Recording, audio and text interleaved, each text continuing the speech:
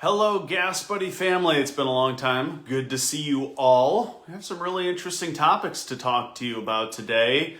The cost of gasoline revealed. I know so many people have had questions about what gas really costs, how the price is determined. So I'm going to tackle some of those answers for you today. But the first thing I want to get started off with those who have seen on social media, we had a pop quiz for you today. On the topic of running your air conditioning. And it was kind of a trick question. Does running your air conditioning take away gas mileage more than rolling your windows down? So I wanted to get you some answers and give you a pause here. So if you didn't find the question, for those who didn't see our social media, what do you think? Do you think it takes more gas to run your AC? Or do you think it takes more gas to roll your windows down, reducing your aerodynamic force? Well, the answer is that if you said reducing or not using AC, that's correct. Using AC actually reduces your fuel efficiency by 1 to 4 miles per gallon, according to Consumer Reports, whereas rolling your window down doesn't do anything. So for those of you who roll your windows down, you're saving 1 to 4 miles a gallon. Thought that was really interesting. There's certainly a lot of myths around that answer. So if you're not in California right now where it's very hot, stay safe out there, roll your windows down. You'll end up getting a few more miles per gallon. So on to our topic today, the real cost of gasoline revealed. A few talking points here today to get us started.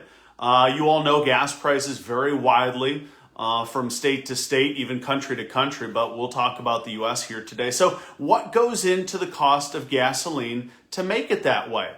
Well, first of all, really, of course, the price of crude oil is the number one determiner for gas prices. And depending on where you are in the country, there's actually dozens and dozens of different types of crude oil. They all basically may be a slightly different price, but those in the West Coast have access to Alaska North Slope crude oil, ANS, whereas if you're in Texas, you obviously have the Permian Basin. If you're on the East Coast, you may rely on imported Brent.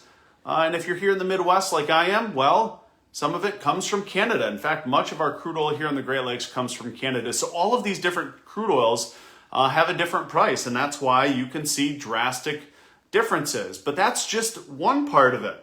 Of course, having said that, then refineries are actually set up. They can generally refine any type of crude oil, but many of them are set up for specifics. And so every refinery's generally got kind of a different cooking list or ingredient list, if you will, on what goes into their refinery. So the next factor beyond the price of crude oil is, of course, where you are and how much Uncle Sam takes, or state government.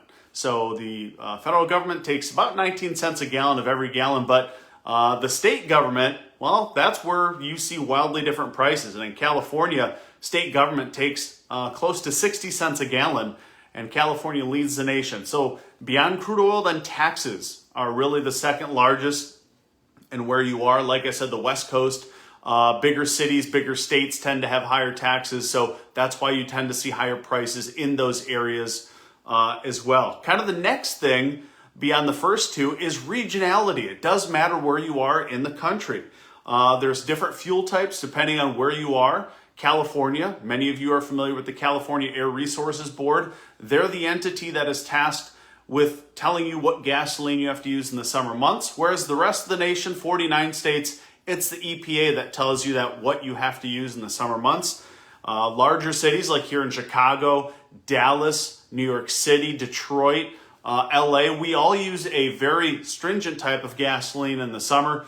You may have heard, of course, summer gasoline, and there's differences in that summer gasoline yet.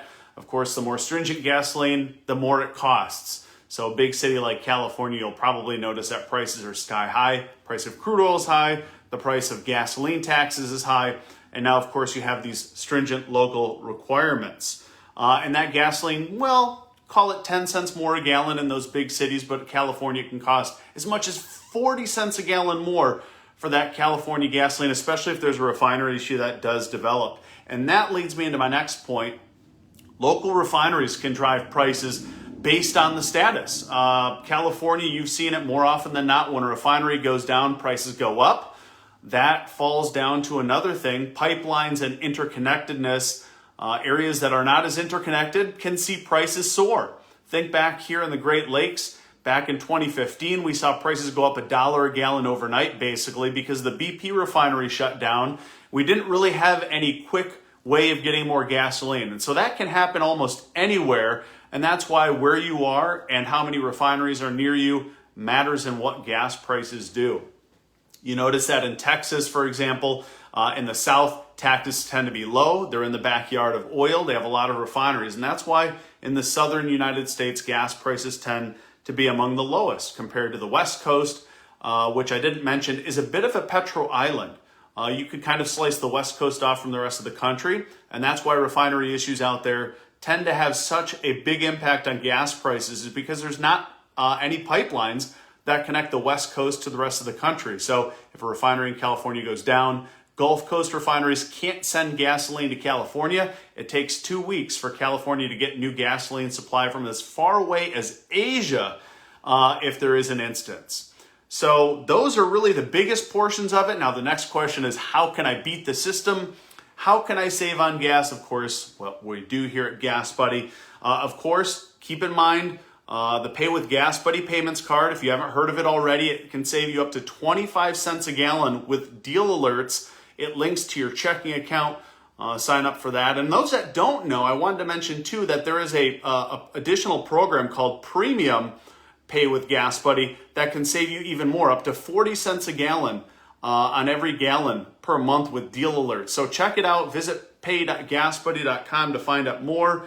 And in fact, that premium program, you can also get roadside assistance. So there's a lot of cool stuff that we offer. And of course, the app is free and you can find the lowest prices near you. So I see some of those questions that are coming on. If anyone has any questions, be sure to leave them behind. We'll pick them up for our next Facebook episode.